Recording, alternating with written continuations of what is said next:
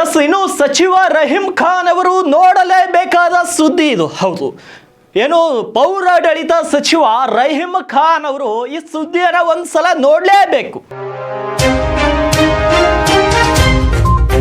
ಯಾಕೆಂದ್ರೆ ಅವರ ಮತಕ್ಷೇತ್ರದ ಅಂದ್ರೆ ಬೀದರ್ನ ತಾಜ್ಲಾಪುರ್ ಗ್ರಾಮದಲ್ಲಿ ಸಾಲು ಸಾಲು ಸಮಸ್ಯೆಗಳಿವೆ. ಅಲ್ಲಿನ ಕ್ರಿಶ್ಚಿಯನ್ ಕಾಲೋನಿಯ ಸಮಸ್ಯೆ ಕೇಳೋರಿಲ್ವ? ಹಾಗಿದ್ರೆ ಸಚಿವರಾದ ಮೇಲೆ ಸ್ವಂತ ಕ್ಷೇತ್ರವನ್ನೇ ಮರ್ತು ಬಿಟ್ರ ಸಚಿವರು ಅನ್ನೋ ಒಂದು ಪ್ರಶ್ನೆ ಇವಾಗ ಅಲ್ಲಿರುವಂತ ಗ್ರಾಮಸ್ಥರಲ್ಲಿ ಉದ್ಭವಿಸುತ್ತಿದೆ. ಏನು ಅಲ್ಪಸಂಖ್ಯಾತರ ಕಾಲೋನಿಯ ಬಗ್ಗೆ ಯಾಕೆಷ್ಟು ತಾತ್ಸರ ಇವರಿಗೆ? ಯಾಕೆಷ್ಟು ಮೌನವನ್ನು ವಹಿಸ್ತಾರೆ ಈ ಒಂದು ಕಾಲೋನಿಗಳ ಬಗ್ಗೆ? ಕುಡಿಯುವ ನೀರಿಗಾಗಿ ಅಲ್ಲಿರುವಂತಹ ಕಾಲೋನಿಯ ಜನರು ಪರದಾಟವನ್ನ ನಡೆಸ್ತಾ ಇದ್ದಾರೆ. ಅಲ್ಲೆಲ್ಲವೂ ಗುಂಡಿಗಳೆಲ್ಲ ತುಂಬಿ ಸಂಚಾರಕ್ಕೆ ಯೋಗ್ಯವಲ್ಲದ ರಸ್ತೆಗಳಾಗಿದೆ. ಆ ಕಾಲೋನಿಯಲ್ಲಿ ಕಾಟಾಚಾರಕ್ಕೆ ಬೀದಿ ದೀಪಗಳನ್ನ ನಿರ್ಮಾಣ ಮಾಡಿದ್ದಾರೆ, ಬೀದಿ ದೀಪಗಳನ್ನ ಹಾಕಿದ್ದಾರೆ. ಆದರೆ ಕುಡಿಯುವ ನೀರಿಗೆ ಮೋರಿ ನೀರು ಸೇರುತ್ತಿದೆ ಅಂತ ಅಲ್ಲಿರುವಂತಹ ಗ್ರಾಮಸ್ಥರು ತಮ್ಮ ಅಳಲನ್ನ ತೋಡ್ಕೋತಾ ಇದ್ದಾರೆ. ಶಾಸಕರು ಮತ್ತು ಅಧಿಕಾರಿಗಳಿಗೆ ಗ್ರಾಮಸ್ಥರು ಹಿಡಿ ಶಾಪವನ್ನ ಹಾಕ್ತಾ ಇದ್ದಾರೆ. ಏನ್ ಸ್ವಾಮಿ, ನಾವು ನಿಮ್ಮನ್ನು ಗೆಲ್ಲಿಸಿದ್ದೆ ಆತಕ್ಕೆ, ಈ ರೀತಿಯ ವ್ಯವಸ್ಥೆ ನಮಗೆ ನೀವು ಕೊಡ್ತೀರಂತ ನಾವು ಗೆಲ್ಲಿಸಿದ್ದ ಅನ್ನೋ ರೀತಿಯಲ್ಲಿ ಅವರು ಮಾತನಾಡ್ಕೊಳ್ತಾ ಇದ್ದಾರೆ. ಇದು ಸಚಿವ ರಹೀಂ ಖಾನ್ ಅವರು ಒಂದು ಸಲ ನೋಡಲೇಬೇಕಾದ ಸ್ಟೋರಿ. ಯಾಕೆಂದ್ರೆ ಅವರ ಕ್ಷೇತ್ರಕ್ಕೆ ಸೇರುತ್ತೆ ಈ ಒಂದು ಗ್ರಾಮ. ಹಾಗಿದ್ರೆ ಸಚಿವರು ತಮ್ಮ ಸ್ವಂತ ಕ್ಷೇತ್ರವನ್ನೇ ಮರೆತು ಬಿಟ್ರ?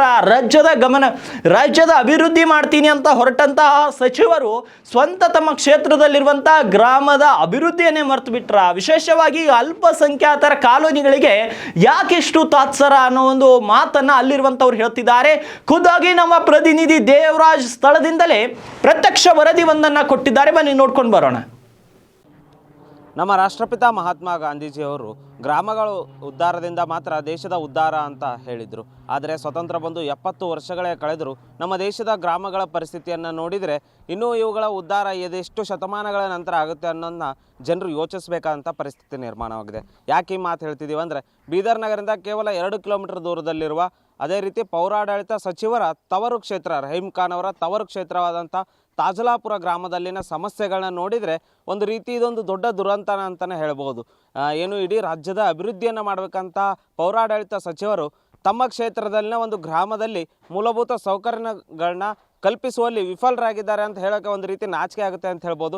ಏನು ನಾವು ಇವತ್ತು ತಾಜ್ಲಾಪುರ ಗ್ರಾಮದಲ್ಲಿದ್ದೇವೆ. ಇಲ್ಲಿನ ಜನರು ಕುಡಿಯೋ ನೀರಿನ ಸಮಸ್ಯೆ ಇರ್ಬೋದು, ಏನು ರಸ್ತೆ ಸಮಸ್ಯೆ ಇರ್ಬೋದು, ಸ್ವಚ್ಛತೆ ಸಮಸ್ಯೆ ಇರ್ಬೋದು, ಈ ರೀತಿ ಸಾಲು ಸಮಸ್ಯೆಗಳಿಂದ ಬೇಸತ್ತು ಹೋಗಿದ್ದಾರೆ. ಅದೆಷ್ಟೇ ಬಾರಿ ಗ್ರಾಮ ಪಂಚಾಯಿತಿಗೆ ಹಾಗೂ ಜನಪ್ರತಿನಿಧಿಗಳಿಗೆ ದೂರುಗಳನ್ನು ಸಲ್ಲಿಸಿದ್ರು ಸಹ ಯಾವುದೇ ರೀತಿಯಂಥ ಜನಪ್ರತಿನಿಧಿಗಳು ಹಾಗೂ ಅಧಿಕಾರಿಗಳು ಇದಕ್ಕೆ ಸ್ಪಂದನೆಯನ್ನು ನೀಡದೆ ಈ ಗ್ರಾಮವನ್ನು ಯಾವ ರೀತಿ ಇತ್ತೋ, ಏನು ಸ್ವತಂತ್ರ ಪೂರ್ವದಲ್ಲಿ ಯಾವ ರೀತಿ ಇತ್ತೋ ಅದೇ ರೀತಿಯಲ್ಲಿ ಬಿಡಲು ಯತ್ನಿಸ್ತಿದ್ದಾರೇನೋ ಅನ್ನೋ ರೀತಿಯಲ್ಲಿ ಇಲ್ಲಿ ಒಂದು ರೀತಿ ವ್ಯವಸ್ಥೆ ಇದೆ ಅಂತ ಹೇಳ್ಬೋದು.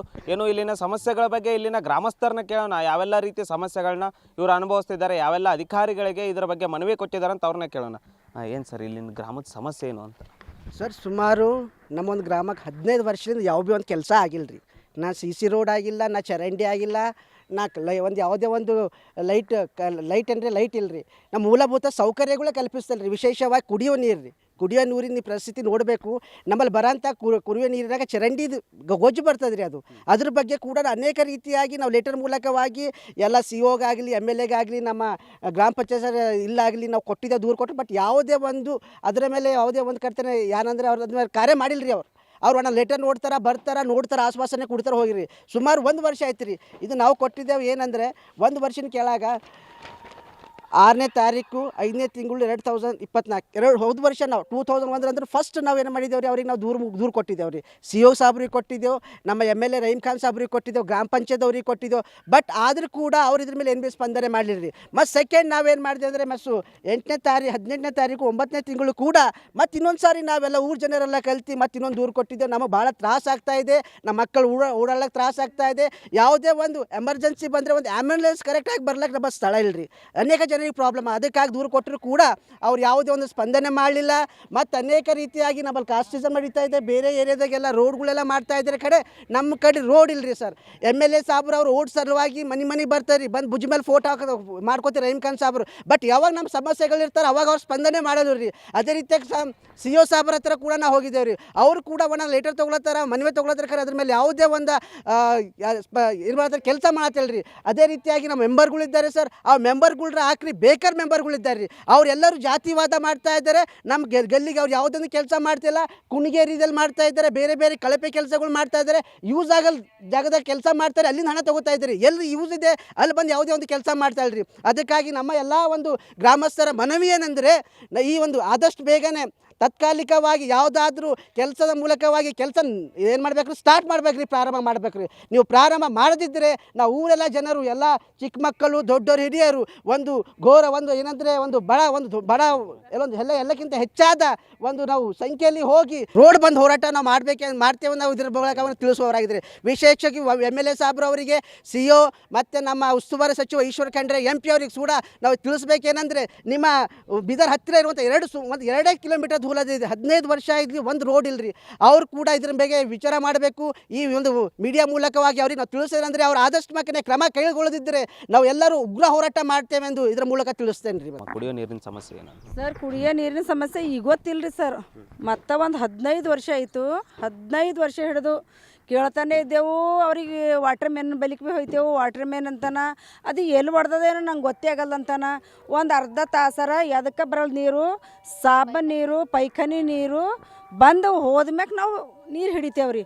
ಭಾಳ ತಕ್ಲೀಫ್ ಅಲ್ಲತ್ತದ. ಅದು 3 ಸರ್ತಿ 2 ಚನ್ನಿಗಳು 3 ಚನ್ನಿಗಳು ಇಕ್ಕಿದ್ರು ಭೀ ಮತ್ತದು ಗಲೀಜು ಬರ್ತದೆ ರೀ ಕೊಡದಾಗ. ಅಂಥವು ನೀರು ಹೆಂಗೆ ಕುಡಿಬೇಕು ಸರ್? 15 ವರ್ಷ ಆಗ್ಲತ್ತು. ಮತ್ತು ವಾಟರ್ ಮ್ಯಾನ್ಗಾಗಲಿ ಮತ್ತು ಪಂಚಾಯತ್ಗೆ ಹೋದೆವು, ಜಿಲ್ಲಾ ಪಂಚಾಯತ್ಗೆ ಹೋದೆವು, ಎಲ್ಲ ಕಡೆ ಹೋದ್ರೆ ಭೀ ಅವ್ರು ಹ್ಞೂ ಅಂತಾರೆ, ಮಾಡ್ತೀವಿ ಅಂತಾರೆ, ಆದ್ರೆ ಏನು ಮಾಡಲ್ರು. ಸ್ಕೂಲಿಗೆ ಹೋಗ್ಲಕ್ಕ ಕಷ್ಟ ಆಗ್ಲತ್ತದ್ರಿ. ಆಟೋಗಳು ಬರಲ್ಲ ಹೊಂಟಾವ ಸರ್. ಆಟೋಗಳು ರೋಡಿಗೆ ಒಯ್ದು ಬಿಡ್ಬೇಕತ್ಲತ್ತದ. ಇಲ್ಲಿ ಆಟೋದವ್ರು ಬಾ ಅಂದ್ರೆ ಬರ್ಲಿಕ್ಕೆ ತಯಾರಿಲ್ಲ. ರೋಡ್ ಚಂದ ಮಕ್ಕಳು ತಗೊಂಡು ಹೋಗ್ಬೇಕತ್ತದ ಬಿಡ್ಲಾಕ ಸ್ಕೂಲಿನ ಆಟೋ. ನಾವೇ ಹೆಣ್ಮಕ್ಳು 4-5 ಜನ ಬೀಳ್ತಿದ್ದೇವೆ ಸರ್. ಇಲ್ಲಿ ಆಟೋದವ್ರು ಬರ್ಲಕ್ಕೆ ತಯಾರಿಲ್ಲ. ಆಟೋದವ್ರು ನಿಮ್ಮ ರೋಡೇ ಚಂದಿಲ್ಲ, ನಾವು ಬರಲ್ಲ ತರ. ಇಲ್ಲಿ ಯಾರಿಗಾರ ಏನಾರ ಆಗ್ಯದಂದ್ರೆ ಭೀ ಎಮರ್ಜೆನ್ಸಿ ಒಯ್ಲಕ್ಕೆ ಆಗಲ್ಲ ಹೊಂಟಿಲ್ಲ ಸರ್. ಆಟೋದವ್ರು ಬರಲ್ರು, ಆ್ಯಂಬುಲೆನ್ಸ್ದವ್ರು ಬರಲ್ರು, ಏನು ಬರಲ್ರು. ನಮಗೆ ಭಾಳ ರೋಡಿನ ತಕ್ಲೀಫ್ ಅದ ಸರ್, ನಾಲಿಗಳು ತಕ್ಲೀಫ್ ಅದ, ಕುಡಿ ನೀರಿನ ತಕ್ಲೀಫ್ ಅದ ಸರ್. ನಮ್ಮಲ್ಲಿ ಇಲ್ಲಿ ಫಸ್ಟ್ ಆಫ್ ಆಲ್ ನಮ್ಮ ತಾಜ್ಲಪುರದ ಮೆಂಬರ್ಗಳು ಪ್ರಾಬ್ಲಮ್ ಇದೆ ಸರ್. ಮೆಂಬರ್ಗಳು ಕೆಲಸ ಮಾಡ್ತಾಯಿಲ್ಲ. ಪಂಚಾಯತ್ ಮೆಂಬರ್ ರೋಡ್ ಪ್ರಾಬ್ಲಮ್ ಇದೆ. ರಾತ್ರಿ ಹೊತ್ತಲ್ಲಿ ಬರಬೇಕಂದ್ರೆ ಇದು ಬೀದಿ ದೀಪ ಇದೆ ನೋಡಿ, ಒಂದು ಸರಿ ಇದು ಬೀದಿ ದೀಪ ಇದು ರಾತ್ರಿ ಹೊತ್ತಲ್ಲಿ ಇಂಥ ಎಷ್ಟು ಭಾರಿ ಹಾಕೊಟ್ಟಿದ್ದಾರೆ ನೋಡ್ರಿ. ಇಲ್ಲೊಂದಿದೆ ಅಲ್ಲೊಂದಿದೆ. ಇಂಥದ್ರಲ್ಲಿ ಹೆಂಗೆ ಓಡಾಡಬೇಕು ಏಜ್ ಆದವರು? ರೋಡ್ ಪ್ರಾಬ್ಲಮ್ ಭಾಳ ಇದೆ ಸರ್. ಇಲ್ಲಿ ಸಮಸ್ಯೆಗಳು ಭಾಳ ಇದಾವೆ ಸರ್. ಕೆಲಸ ಬಂದಿನವ್ರು ಮಾಡ್ತೀವಿ ಅಂತಾರೆ ಸರ್, ಮಾಡಲ್ರಿ. ಯಾವುದು ಕೆಲಸನೇ ಆಗ್ತಾಯಿಲ್ಲ. ಟೋಟಲಿ ಕಾಸ್ಟಿಸಮ್ ಆಶ್ವಾಸನೆ ಕೊಡ್ಲತ್ತಾರೆ. ಈಗ 1.5 ವರ್ಷ ಐತೆ ಸರ್. ನಾವು ಇವತ್ತಲ್ಲ ಸರ್, PDO ಮೂಗರ್ ಚೇಂಜ್ ಆದ್ರು ಸರ್. ನಾವು ಕೊಟ್ಟಿನ ಮೇಲೆ ಎಷ್ಟು ಮನೆ ಇದಾವೆ ನಿಮ್ಗೆ? 60 ಮನೆ ಇದಾವೆ ಸರ್. ಕ್ರಿಶ್ಚಿಯನ್ ಓಣಿಯಲ್ಲಿ 60 ಮನೆ ಇದಾವೆ. ಮತ್ತೆ ಬರೋದಿಲ್ಲ ಸರ್. PDO ಟ್ರಾನ್ಸ್ಫರ್ ಆಗಿ ಹೋಗ್ಯಾರ, ಇಲ್ಲ ಅದು ಒಂದು ಮತ್ತೊಂದು ಏನೋ ಒಂದು ಹೇಳ್ತಾರೆ ಸರ್. ಸಮಸ್ಯೆ ಭಾಳ ಇದಾವೆ ಸರ್. ಇದಿಷ್ಟು ಗ್ರಾಮಸ್ಥರ ಮಾತಾಗಿತ್ತು. ಏನು ಇಲ್ಲಿ ನಾವು ಎಷ್ಟೇ ಕಳೆದ 1 ವರ್ಷಗಳಿಂದ ಅದೆಷ್ಟೇ ಬಾರಿ ಅಧಿಕಾರಿಗಳಿಗೆ ಮನವಿಯನ್ನು ನೀಡಿದರು, ಜನಪ್ರತಿನಿಧಿಗಳಿಗೆ ಮನವಿಯನ್ನು ನೀಡಿದರು. ಅವರು ಯಾವುದೂ ನಮ್ಮ ಮಾತನ್ನು ಕೇರ್ ಮಾಡ್ತಾ ಇಲ್ಲ. ಮನವಿ ಕೊಟ್ಟಾಗ ಮಾಡ್ತೀವಿ, ಕೆಲಸವನ್ನು ಮಾಡ್ತೇವೆ ಅಂತ ಹೇಳಿ ಸಬೂಬನ್ನು ಹೇಳಿ ತಳ್ಳಿ ಹಾಕ್ತಾರೆ, ಆದರೆ ಮಾಡ್ತಾ ಇಲ್ಲ ಅಂತ ಹೇಳ್ತಿದ್ದಾರೆ. ಅದೇ ರೀತಿ ಇಲ್ಲಿ ನಕ್ಷತ್ರ ಶಾಸಕರು ರಹೀಂ ಖಾನ್ ಅವರಿದ್ದಾರೆ. ಏನು ಕಾಂಗ್ರೆಸ್ ಸರ್ಕಾರ ಅಲ್ಪಸಂಖ್ಯಾತರಿಗಾಗಿ ಇದೆ, ಅಲ್ಪಸಂಖ್ಯಾತರ ಕಲ್ಯಾಣಕ್ಕಾಗಿ, ಹಿಂದುಳಿದವರ ಕಲ್ಯಾಣಕ್ಕಾಗಿದೆ ಅಂತ ಹೇಳೋ ಸರ್ಕಾರ ಯಾಕೆ ಈ ಕ್ಷೇತ್ರವನ್ನು ಅಂದರೆ ಈ ಗ್ರಾಮವನ್ನು ಕಡೆಗಣನೆ ಮಾಡ್ತಿದೆ ಅಂತ ಅಲ್ಪಸಂಖ್ಯಾತ ಸಮುದಾಯದ ಶಾಸಕರೇ ತಿಳಿಸಬೇಕು. ಯಾವ ರೀತಿ ತಾತ್ಸರ್ಯವನ್ನು ತೋರಿಸಿದ್ದಾರೆ ಅಂತ ಅವರೇ ಉತ್ತರ ಕೊಡಬೇಕು. ಕ್ಯಾಮ್ರಾಮನ್ ಸಂತೋಷ್ ಜೊತೆ ದೇವರಾಜ್ ಹೊನಗೆರೆ, ಉತ್ತರ ಕರ್ನಾಟಕ ನ್ಯೂಸ್, ಬೀದರ್.